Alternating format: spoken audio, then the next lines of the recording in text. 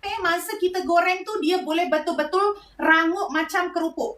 Ya, kat sini dah ada tempe. Korang just letak 1 sudu kecil tepung jagung. Cantik yang kat sini guna 2 keping tempe. 2 keping tempe, kita menggunakan 1 sudu kecil sahaja tepung jagung.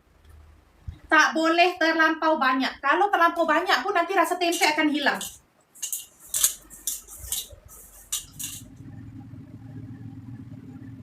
Okay, bismillahirrahmanirrahim.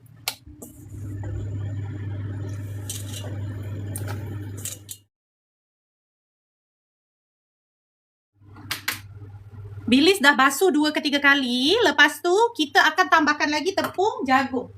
Ingat, tepung jagung sedikit sahaja. Mana yang belum follow Cantik, tolong follow dulu. Sebab hari-hari Cantik akan buat live berkongsi macam-macam resipi. Lepas tu kita goreng. Bismillahirrahmanirrahim. Letak tepung jagung jangan terlebih banyak. Goreng guna api sederhana kecil sahaja. Kacang tanah masuk dalam tempe sekali. Okey, lepas tu kita tengah goreng bilis.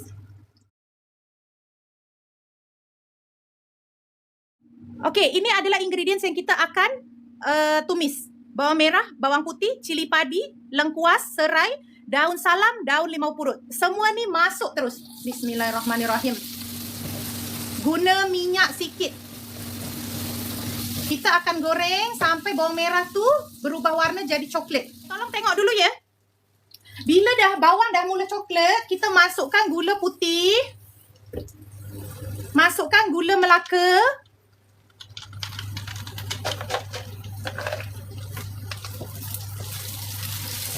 Sedikit air.